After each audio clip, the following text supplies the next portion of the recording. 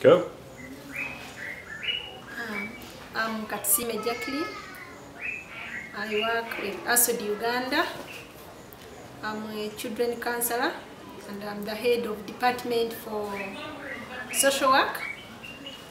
And I provide counseling to children when they come to me.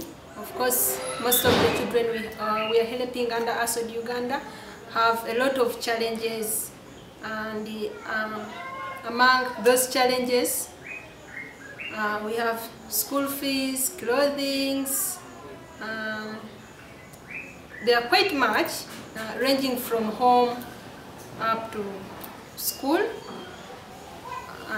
In this holiday, we had a program that was designed by social workers of ASOD Uganda, where we visited all the children. So we named this project Parents Involvement, and we had to invite all the parents for a parents meeting at ASOD Uganda. We even went for home visits.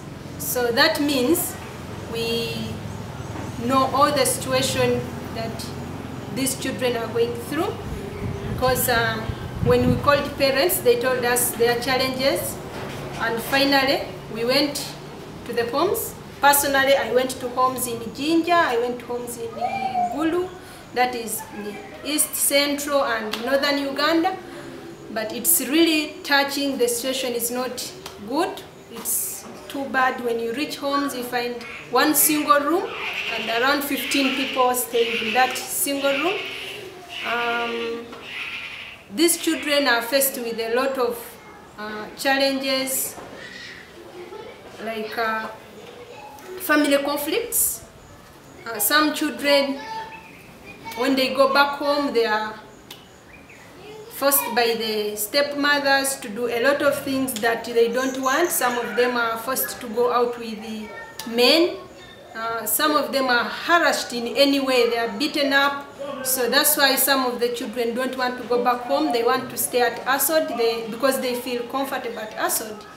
So when we reached those homes, we tried to assess the families to see the situation and to get close to the guardians to get to know more about the children.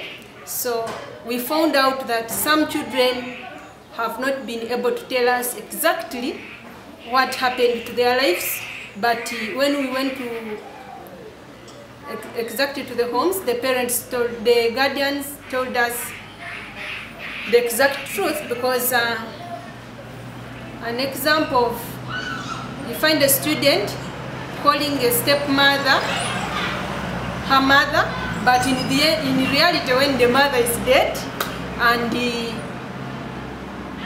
she's just there, she pretends I have my mother, but in the actual sense, she has a lot of stress on her, and this has given me a chance to know at least each and every individual. So at least right now I can be able to tell, when I look at a student, I know the background, I know the situation at home, I know the challenges, because in most cases as a social worker we have psychosocial support.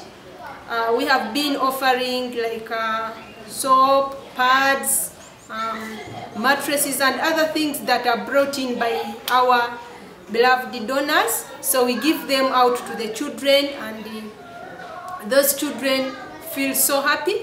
But sometimes I used to doubt some children. I say maybe they are lying, maybe they have, and this gave me chance to know exactly what is on the ground. Some children come when they have not got any pocket money from their guardians. Some students, especially girls, come to school without pads. They don't have clothing. So some guardians have also failed to buy school uniform for the children, so they feel like they don't fit in the school with other children when the guardians have not provided them school fees, which is not good at all. But during the home visits, I have also been able to establish that some children have been traumatized from wars.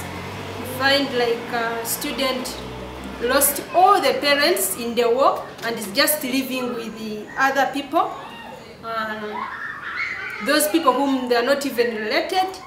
So the situation which those children are living in sometimes is not good. So it gives me chance to talk to them individually, to establish at least the OSIS for counseling, because sometimes they are traumatized, they behave in a way that we wonder why they are behaving like that when it is because of trauma. So it has given me chance at least to talk to them individually, to establish more about their lives. And basically what I'm planning to do now is to make clear life stories about each and every student, and then people who want to know more about children can read through those life stories, and if possible, you can always come up and help a student. We have needed students.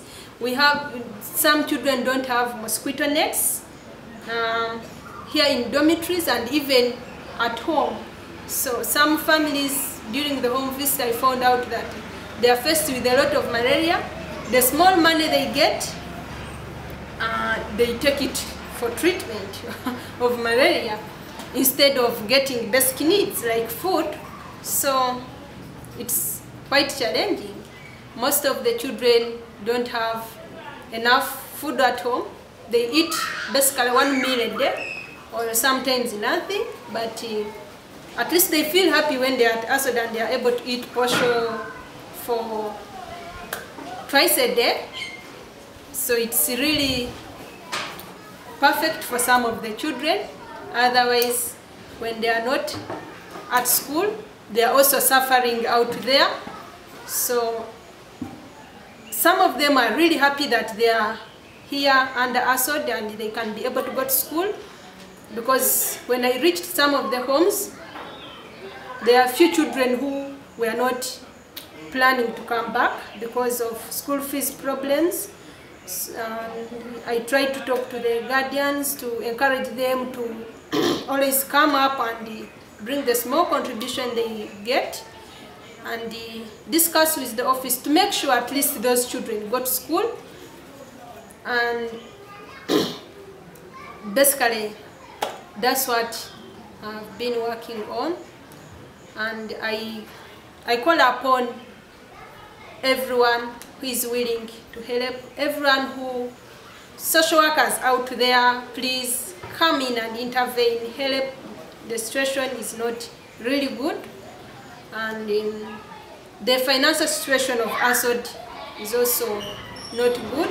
So although those children are there, we need support from any of you outside there who would like to come up and support the children in basic needs, in everything, to make sure at least they continue with their education. Because when these children are told to contribute just small money to be in the school, it's hard for most of them. So that's why they end up, some of them drop out slowly by slowly because they can't contribute anything.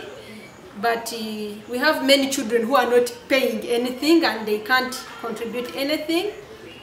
So basically, according to our financial situation as ASOD, we cannot handle all the children. There are so many children coming in to be helped, but we end up letting them go because we have no option.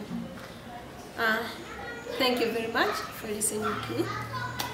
God bless you.